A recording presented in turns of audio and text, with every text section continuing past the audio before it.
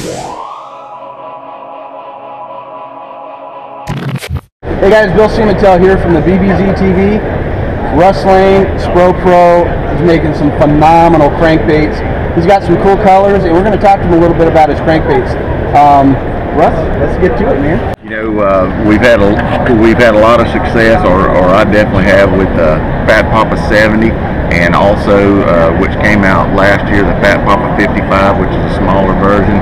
And I know a lot of you guys like that bait. A lot of you have requested we come out with some more colors, and so I took some of your advice and added some colors that I've been real excited about. I'm scooting around on this one. Look at that. That's this is awesome. right off the bat. This is my favorite new one. It's called Mellow Yellow.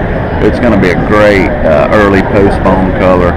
I really like the light pale blue on the color back, on that thing. but it is it's a fish catcher. I've had some fish really chuck that thing down. Now, are you noticing in that, because that's a cross for us in California, from clear water to dark. I mean, that's a combination of one bait can do a lot of damage. Yeah, one color. I think this is going to be a pretty versatile color. You know, from that stained to dirty to even just a fairly tannic color for it. You know, even clear on a cloudy day, this color is work. Well, I was able to get one of those from one of the last shows at Lanier.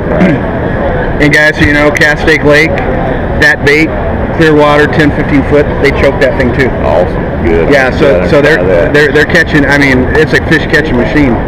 But man, check out some of these other colors right here. Yeah, and here we've got hickory shad. That is. I took one of those too. That's one of my favorite colors. Yeah, everybody that picks this up is just amazed by it. It turned out really good too.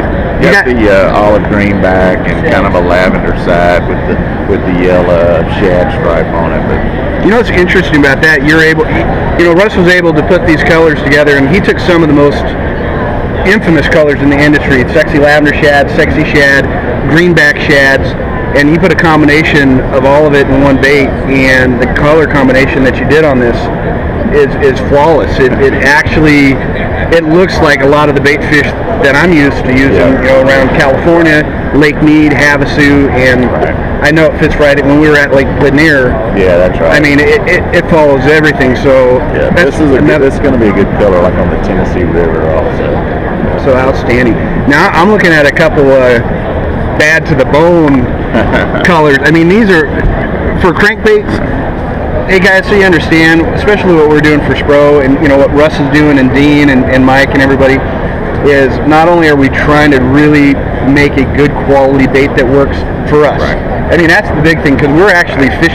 It's not we're making baits and then using other people's products. We're making stuff for us. That's right. So Russ wants to win big tournaments on this thing, and in doing so, he's putting his heart and soul in these baits, and in return, he's giving it right to you guys. That's right. Yeah, so, it's a cool deal. They, at Spro, they tell me, and of course they do, Bill, go out and make the baits that you need to do well in tournaments, and that's what I've done. I really use these baits. I use them a lot, and I got tons of confidence in them. And I'm excited about these new colors, because there's some colors that I haven't played with yet, like the bluegill. That I'm excited about trying out. That is both that and the craw, man. I mean, these are just absolutely beautiful. This is olive craw. That's going to be great. I don't know if we could pull that up, but that blue color in the front of that and the greens in the back, that's just absolutely phenomenal color.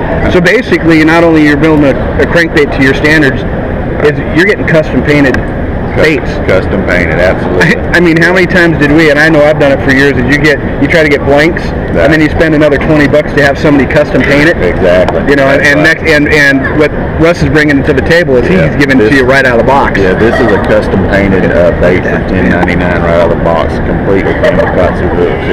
You can't trick it out anymore. Right. I pull it out of the box and tie it on to go. Okay, now my big question, I'm a fisherman, and I know we're talking to a lot of the fishermen out there. Right. Time of year, and basically on your depth, because I know we all fish crankbaits, and we're trying to get better at it. Right. And I know you like bang and cover, bumping things off. Yep. The best depth to get on this, what's your line choice to get the maximum depth? Well, on the 70, usually I go into a tournament, but let's just say, for instance, it's early post-spawn or late post-spawn. I'll have one rigged up on a 14-pound Sunline fluorocarbon, one on 12 and one on 10. And the 14 is going to run 8 to 10.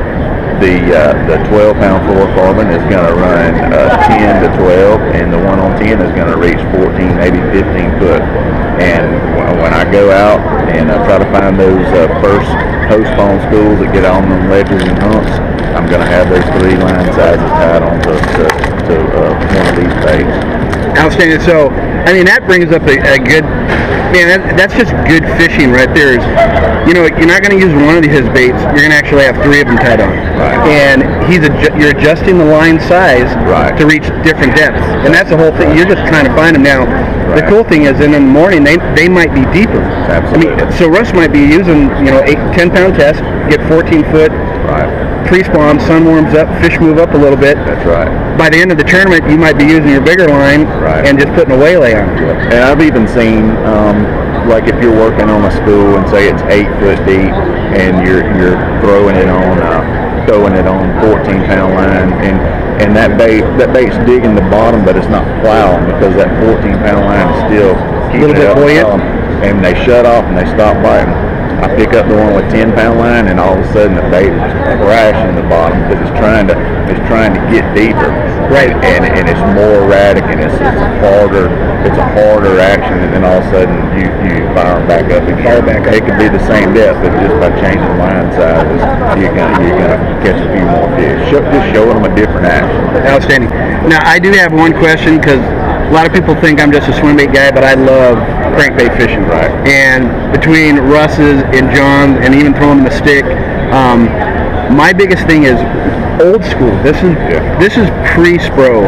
One of my favorite crankbaits out there was a Normandy blow-in. Right. I mean, it just was a really versatile bait. Now, I got to tell you guys something. This is in my tackle box. Russ made a bait, the smaller Papa, that actually has a rattle in it. And I know, and those are a lot of trade secrets that we do in building baits, that we have to put certain weights and certain things in there to make the bait run the best way it can. Yeah. Okay. This is just from me, and I want to hear it from Russ too if he sees a difference, but by far it's taken the place of an old school crankbait, because I do like a little bit of a rattle still in the thump. Oh yes. But the profile on that thing and the size is incredible. Yeah. It really is. I mean, it's one of those.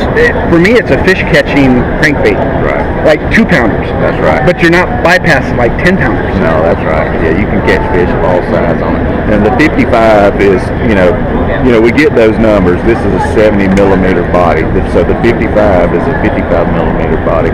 It's roughly 2/3 of the size of this body. But I knew that I would be using that bait in colder water temperatures, most of the time. And it's been my experience that a rattle works a whole lot better when you're throwing a crankbait in 55-degree water or less. There's something about that thump. The thump. I've seen it in swim baits in the 80s. Right. A wood plug that had a nice thump to it. Right. I don't know what it is. It calls them up. I don't know what it does, but it's something that we all started learning after we fished so much on the water. That's right. So, hey guys, I appreciate you sitting down here with Russ and I here at the thebbztv.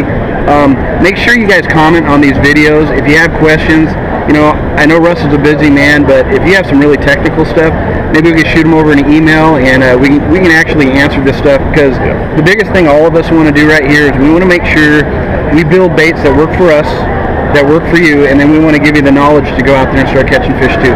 So, hope you guys enjoyed this 2013 ICAST. Russ Lane, Siemantel, the thebbztv. Catch you later.